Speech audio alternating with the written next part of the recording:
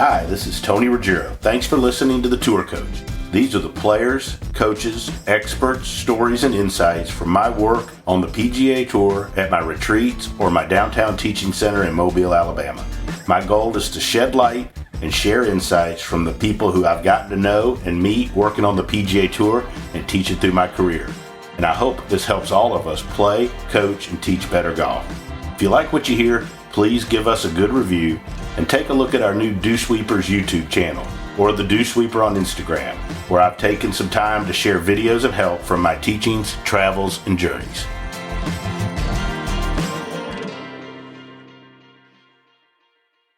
Joining me here on the Tour Coach, once again, is my good friend and one of the great teachers on the game. He's the West Coast version of me. It's Mr. Brady Riggs, the Red Goat. Brady, what is up, my boy? Oh, man, I'd be honored to be the West Coast version of Tony Ruggiero any day of the week, my man. Everything's good here in SoCal. How you got to set your sights higher.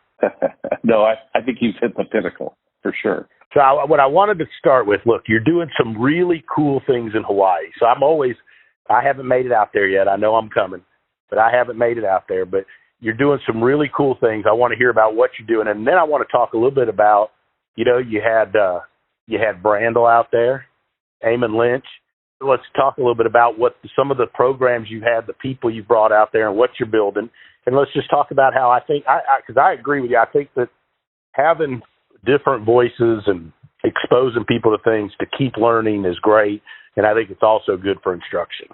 I couldn't agree more, Tony. I mean, I've been fortunate with you over the years to be able to bounce ideas and share a bunch of stuff, and we've collaborated on a bunch of things and worked with the same tour player at the same time together, which is great. And, that's been an amazing experience for me. And I think as I've gotten older, I realize I don't know very much. I know more than I used to, but I don't know as much as I think I used to, that's for sure. And just having people come out with different perspectives, it's great, man. From a teaching's perspective, I absolutely love it. I get to learn from everybody that comes. And, from the facility that we have in Hawaii at the Four Seasons, it's great because the members and the resort guests are able to experience different teachers and maybe learn some different things from a technical standpoint, but also get an idea about the vibe, from each coach brings. And it's just been amazing. It's been like a dream, man. It's been a dream. Yeah, I love it too. And I tried to do a similar thing with what I did for a while at Frederica. You came out and then what I've taken to Doral, the same thing. I've always felt like, I've never had a problem if a player wants to get another opinion, okay? I do have a problem if a player wants to get another opinion outside of the framework of the team around him, right? And you and I have been involved in some of that before, but I think it's healthy to bring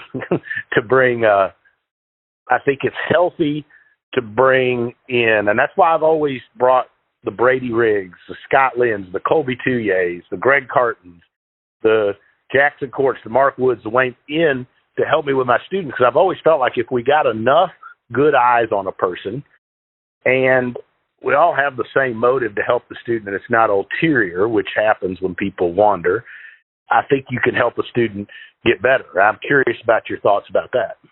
Yeah, I mean, I think it's the thing that comes with some age, and some experience in teaching, that you check your ego a little at the door. Right. And you're willing to realize that you don't have all the answers and somebody else might have just a better way of explaining the same thing to somebody or a completely different perspective that can really help a player. So I think that's just, I would have probably been less capable of opening myself up like that in my early 30s, but in my early 50s, I've been around long enough to know that that's the best thing for the player, and that's really what matters the most. And plus there's guys that I bring out that I don't have the expertise in their area that they do. So for example, I brought Rick Sessionaus a couple of times out to Hawaii. Right. Rick and I played high school golf against each other. I've known him forever and ever and ever. And Rick's probably as good a mental game coach as anybody I've ever seen. And there's great coaches out there for sure, but he's just fantastic. So having him out has been amazing for me because I get to learn from him while he's there and see how he approaches problems that, I deal with players and try and help them through. And without somebody who's an expert in their field, I'm just dealing with, kind of my own limited knowledge space. And I don't want to be in that vibe. I want to make sure that I'm reaching out as much as possible, whether it's an equipment thing or, I want to have Scott Lynn come out with you. We've talked about that a lot. Yeah. Get some swing cat stuff going. I think it's important, as a teacher to when, if I don't know something, don't act like I do, and I'd rather get somebody out there who does. And then I know more, it's an advantage for me. Well, I've always said, I think as long as I go back and I tell these stories all the time. Now that he's passed away, but my old mentor, HJ, and when he was alive, or when I was working for him, I probably didn't realize that his toughness and hardness on me, like how good that was, right? Yeah. And, but I remember him pulling me aside one time and he said something about, he said, you know why you have a chance to be good? And I said, I was young. I was like, hell, I don't know. And he said, because you don't think you know anything. Mm. And at the time, at the time, I kind of maybe thought that was an insult. You know what I mean? I'm young. Right. Hell, I'm trying. And, but then I realized, that was a compliment, right? And then we were watching. Absolutely. We were teaching something with somebody somewhere. And I remember asking him a question. We got in the car and he said, that's the person that thinks they knows all the answers before they've heard the question. Yeah. Right. And those are the people I don't want to surround myself, right?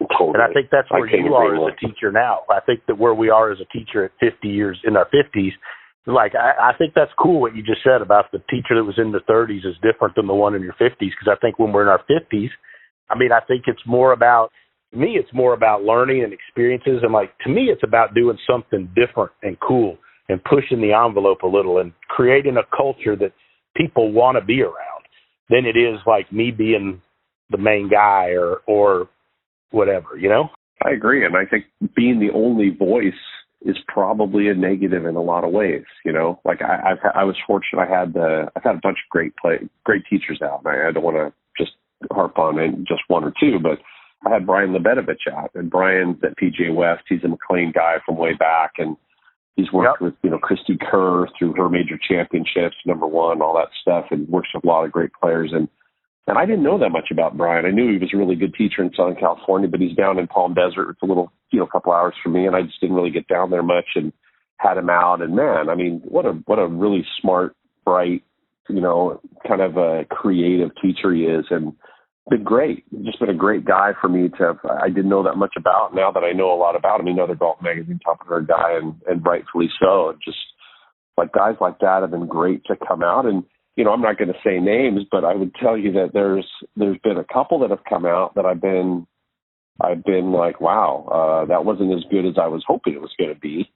And a lot of times you learn not just from the stuff you don't know, but it's almost like you can rule something out, right? Like you watch somebody teach and you're like, yeah, that's not quite what I would be doing. And then you see the results because they're working with players. And then I say, okay, I was right about not liking that. I don't think that's the way to go, So I think we learn from addition, and sometimes it's addition from subtraction. Just take that away. Yeah, for sure. And I also think, I had this advice too. Somebody told me once, a great teacher said, go watch people that you consider great teachers, but go watch the people that have good reputations that you don't think are going to be any good, and you'll learn something. And I was like, okay, so I did, right? And he's like, you may find out, one, that they know some stuff that's different than you, but you may find out, hey, my stuff's better than that, right? That's okay. Sometimes it's okay to find out that you're on the right track, I agree. What's interesting you say that, Tony, was I was really fortunate way back, this probably 15, 20 years ago. I was teaching at the Kingdom down in Carlsbad for TaylorMade at a Southern California PGA Summit, right? So we're down there, and I thought I'd do a lot. I was that guy at that point. So anyway, I'm down there, and we're having we have some live teaching going on, and it's the best live teaching I ever saw, and it totally shook me because I was a Golf Machine guy at the time, and I thought the handle had to be way forward and all this lag and stuff, and that was my thing. And so I was in that camp, and I watched some live lessons, and I watched a Golf Machine guy give a lesson to a player who was struggling with their contact and couldn't stop hooking it, and 30 minutes in, there was no progress, none whatsoever. Well, Jim Flick was there. Jim Flick actually taught down there at the time. And for those of you who don't know Jim Flick, I think you should go out and check him out, his stuff when he was around, because he's a brilliant guy. And I was dismissive of Jim Flick. I thought he was an old school guy. He was old, it doesn't work, use your hands and arms and all that stuff. So, I watched Jim Flick fix this player in about 90 seconds. All of a sudden, the contact was better. The hook was gone. The trajectory was there. And he did it in a way I never would have thought to go about. And it did shake my foundation as a coach, because the guy that I was watching teach first, I thought knew everything. And then I watched Jim Flick, who I didn't think knew anything, fix the player immediately. And I had to reevaluate, because I was on the wrong track, and I needed a guy like Jim Flick, and I miss him to this day, because I learned a lot just in that 1 90-second interaction about my own arrogance as a coach. And it was profound, So I think bringing different philosophies in, as you said, Tony, go find somebody who you don't necessarily agree with and watch him teach. You may be shocked, and maybe you do agree with them. And if you don't, maybe it validates the way you've been going about it. Let's talk about being wrong, okay? I've been wrong a ton, right? And I mean, hell, I had, hadn't had a great year. And, but sometimes I sit there and I'm like, I think sometimes some of our best opportunities to improve our craft and to get better come when you've had a stretch where maybe people that you're trying as hard as hell haven't gotten better. And I'm curious on your thoughts on that, because I've done, and I've said this plenty of times, like, when I have a period where, hell, people aren't playing good, you lose some clients, you're trying to figure it out. But to me, those are always the times I sit and I reflect, like, okay, what do I need to do to get better? I don't want to be one of those teachers who sits around and just blames the students. Well, this guy fired me, this guy left. Da, da, da. Like, well, what do I need to get better at? And I think that that's a great opportunity, and for me, it has been to get back more to what I do, right? Like, I think go through a stretch where you have access to all this science and all this stuff. Then all of a sudden you're kind of doing tons of stuff that aren't really what you would normally do or who you were that maybe helped you get there. So I've tried to go back to maybe more of what I do and still use all of it, obviously, but go back to being more of who I am and how I teach. Curious when you're wrong, Brady, and you realize maybe you haven't, and I think there's nothing wrong with admitting you've been wrong or that you have to get better at things. But how did you handle that? Man, we were wrong at the same time, kind of, you and me, together, but we were right too. Sometimes it's just, it can be a technical problem, right? Where you're like you said, you're working on some different technology and you're incorporating that in and changed who you are as a teacher. And you lost sort of what made you good, right? And then you add that back in just as a part of who you are rather than who you are, and that makes you grow as a coach. But then sometimes you were right and you got fired, right? I always think of, and you've spent a lot of time with Butch, and I love your stories about Butch. They're so great. But, he's worked with 6 number 1 players. They've all fired him, so somewhere in there, you're going to get fired. And sometimes you're getting fired for the right reasons too. Like maybe you weren't doing as good a job as you should have done, and so the player needs to move on to find something that might help them. I can respect that. And sometimes you're fired for the wrong reasons, because the player's being fed a line of BS from somebody, and it's changed their outlook, and they pay the price for that. Right. And it's just trying to be honest with yourself about what really happened is the hardest part, and that's when you need peers and friends in the business. And I consider you one of my closest, where I can say, Tony, am I wrong there? Was I out of line, or did I have that figured out wrong? And that's one of the things I think you get as you get older, is you realize that you can be wrong and it's okay to be wrong. And you have to ask, for somebody you respect to give you an honest evaluation of where you were. And that can really help you in the long term. Plus, I think it just kind of helps you organize it faster, right? Because you might get to the right conclusion, but it just takes too damn long. Sometimes I just want to know sooner. Did I screw that up? And I'm so grateful to have people like yourself and all the great people on that in the magazine that we both know and that have helped us both with our careers. Ed Ibargwood, and all these other guys that have been great to me. So, and I talk about organizing stuff. I think that's something I've struggled with. So, there's so much more info, right? And I tell folks all the time, Brady, I think most of us that teach for a living at a relatively high, we all have access to basically the same, right? Yep. No doubt. And look, to me, all we're finding out through a lot of this science stuff is that a lot of the stuff that the Jim Flicks and the Hank Johnsons and the Bob Toskis and some of those guys of the world taught, that's why they were good. They may have called it stuff different, but so to me, organization is one of the arts of teaching. Like being able to organize and structure a lesson in a program to where you can get stuff accomplished, the player buys in, but they maybe don't know everything that you're trying to do, right? And so to me, the more it's like you get where everybody's got access to more and more of this info.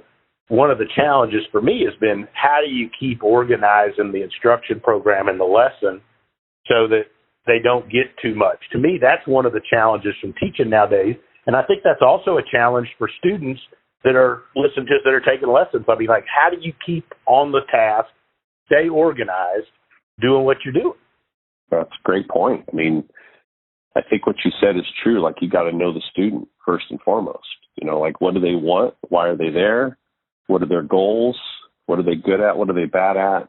All the things that go into a person being capable to take the information that you're giving them, right? And be able to process and work at it.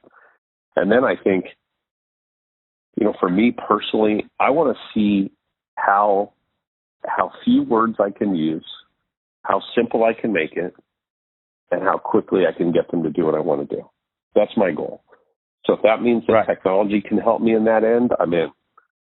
More often than not, it's just something a little more visual, a little something simple.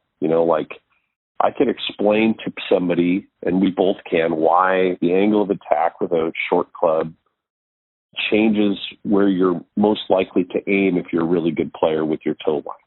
We could get into that. Mm-hmm. We could look at Hogan's book, and everybody is from instruction back in the day. They'd say your wedges, you aim left with your feet, and your driver could be a little right. They didn't understand angle of attack and how that changed path and all that stuff. But they do it, right? They did it. They do it.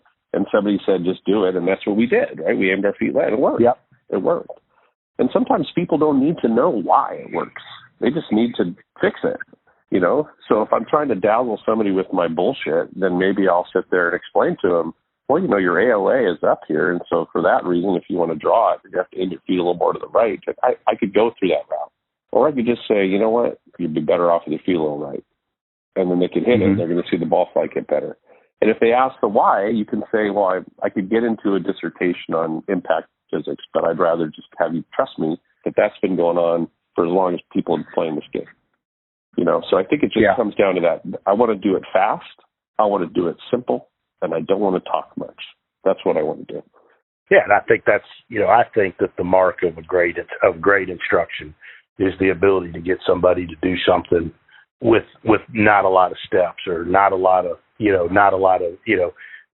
have to talk for an hour to get somebody to do something, right? And and I also think that one of the arts of teaching is I think one of the most important things is being able to, I think to me, the better the teacher, the less they talk. I agree with you there. You and I both know players that wanted to be dazzled with BS. I can think of one specifically that you had hit the ball better than you'd ever hit it, but wanted the BS. So now how do you deal with that, right? Because you didn't need to do that to help that player get better. And that's, I think, a problem, even from the player's perspective. There's a trust thing where they need to trust when you're helping them and it's working. Maybe you should just ride that wave to the shore, Here's the thing. So you wonder, where is this information? And, I think that the great teachers are always going to be able to sort things out for students and use the information for their benefit. And, you're always going to be able to show them what they want to show them, whatever, and get results. I think the people that are great at doing it are always going to find a way to be great. But I wonder that, as we keep spiraling down where there's more and more stuff out there, and I think one of the problems too is, it's in every form of our life. But just because you can put stuff out on social media or you can put stuff on the internet doesn't mean it's true or that it even works, right? Or that it's necessary. Right. You know what I like which to do? goes back to that old saying that we had, when you're really trying to get better, go to somebody who's actually made someone good at some point, right? Because I think that's the danger out there. So I worry that students are going to get where they're always getting information, and they bog down their ability to learn because they think that they have to have that. So true, man. I mean, I don't know how long you and I have been friends for over a decade now and talking about this stuff for a long time. And I don't think that's changed.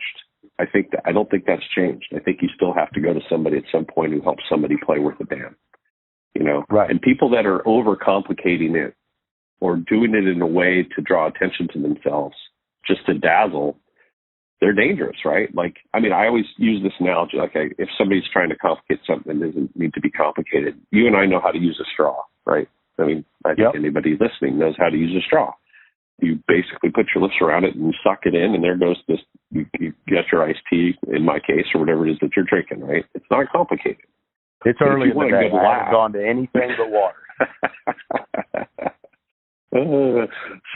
But if you go on the beautiful internet and you type in how to use a straw in Google, it's hysterical, the diagrams that you can get and what happens. Like, it talks about air pressure and the flow and all this junk, and it's like, does it need to be that complicated? I mean, it just doesn't, does it? I mean, we can do things as teachers to make it look as if we know so much. And we can show this graph and that technology and put you in this machine and you can wear this suit. Or we could just explain it in a way that's simple, like I watched Jim Flick do, and made the player better in 90 seconds. That could have taken a week with some of these people now that are teaching with Jim Flick. Sure. And they still probably wouldn't have gotten the same result. And I'm trying to be more like Jim Flick every day. Well, I'm trying to be the simple guy. I've done this a couple times now, and I may have told you, but in fact, I think I did. I've had a couple days where I've been here, and I've said, you know what? I'm going to turn everything off except for my video, right? And obviously, I know the student, and I know which students are the right ones to do it with, right, and whatever. But it was fascinating how when you can't rely on some things, how you have to get back to being more of a critical thinker, I think. That's right? Great. I love that. And I think so. It was a great exercise for me, like turning stuff off, to engage my mind instead of just always looking to see where the trace is. Why don't I get off my ass and actually look, and try to figure it out, right? Yeah, so true. So true. Mm-hmm. Great exercise for people too that are even listening that are not teachers. Like, if you hit a shot and you don't understand why the ball did that in the air, and I'm not talking about your elbow or your wrist, I'm talking about what happened at impact to make that ball start where it started, curve or not curve, the direction that it curved and the amount it curved. If you do not understand that, then whatever you're working on your swing, you need to stop immediately and start to try to understand why the ball did that in the air. Because if you can't figure that out, if you don't understand ball flight, then you can't understand your golf swing. You don't know what to fix. You're guessing. Right. The most simple, you don't need a computer. You do not need a TrackMan. You do not need anything to do that. You just need your brain, and you need your knowledge to understand why the ball starts where it starts and what it does in the air and why it does it. And then if you can do that, then you can start getting logical about what to fix. I also instead of following some clown on Instagram who's got the secret. I also think that there's something to the fact, and now I think technology is great. I got $250,000 worth of it in this damn building, right? And I don't know how to turn all of it on, but I got an idea. But I think it's great, right? All of it's great. But I think we overuse it and over-rely on it. And I also think that the player needs to get back to owning and understanding what they have to do instead of every time they hit a bad shot wanting to know what the numbers or the swing had. And I got them all, but they've got to get back. And you'll love this story. I remember one time I was early in my teaching career. This had to be 15, 16 years ago, 17 years ago. I was at Sandestin Beach Resort working, and Boo Weekley was there playing and something, just hanging out, and he was hitting. We would all agree Boo Weekley's is unbelievable ball striker. And I knew Boo a little bit, and I was sitting there just watching him hit some balls, and I said, what are you thinking about?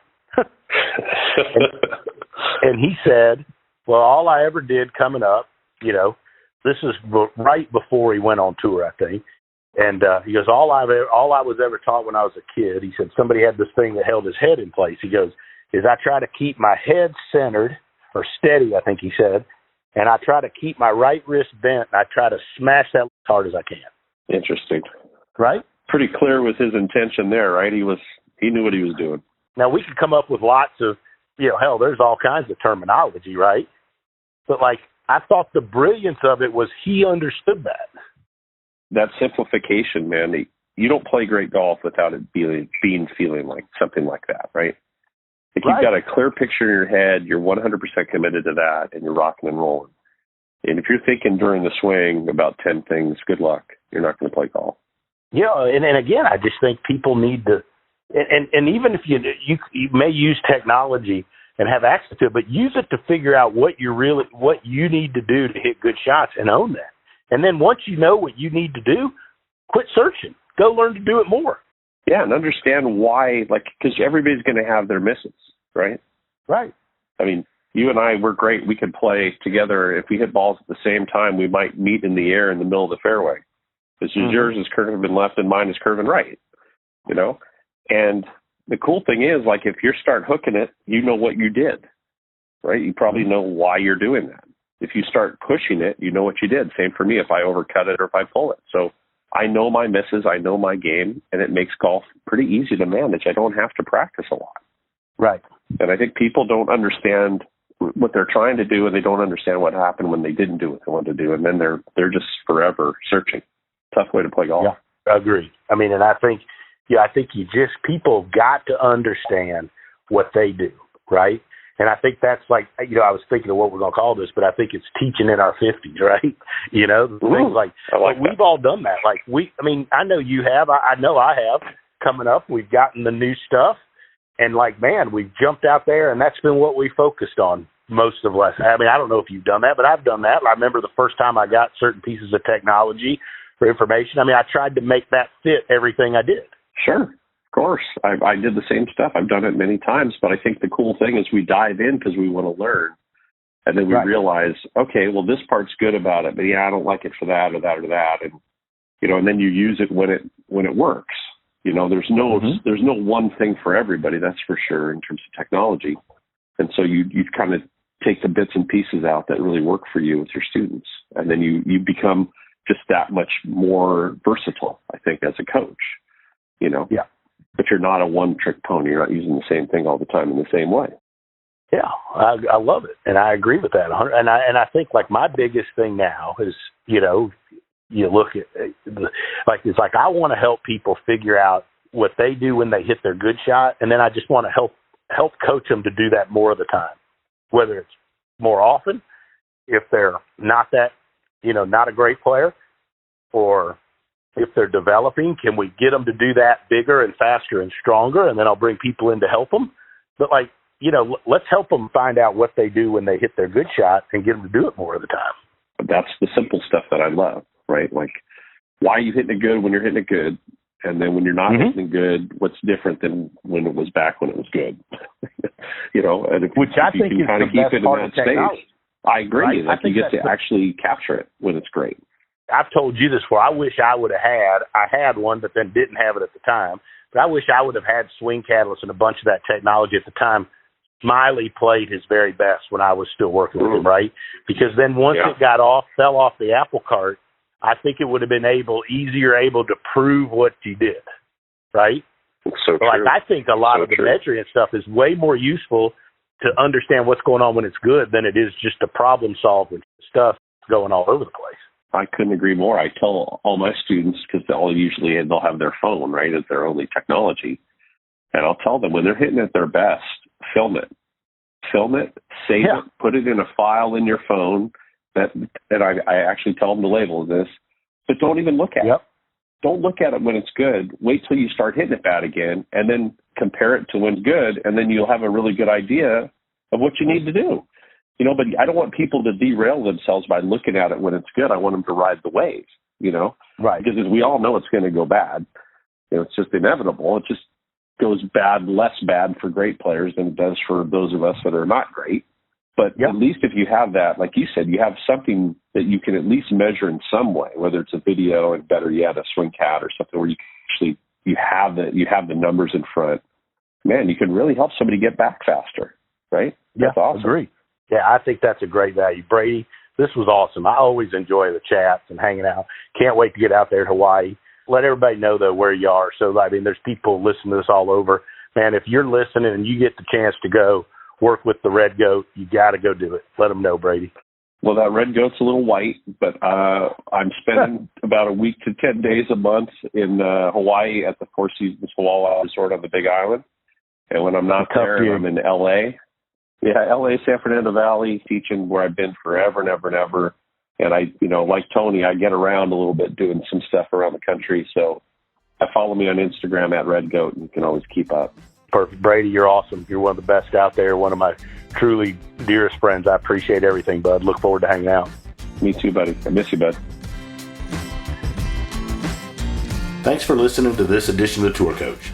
I want to take a minute and thank Cordy Walker and Golf Science Lab, as well as my sponsors Shrixon, Buick, Bushnell, and Vineyard Vines for helping make all of this possible and helping me share my insights with you. If you like what you've heard, why don't you check out more on the Dew Sweepers channel on YouTube, as well as the Dew Sweeper on Instagram, or go to dewsweepersgolf.com to find out more about my teaching, my travels, and where you can find out more about me.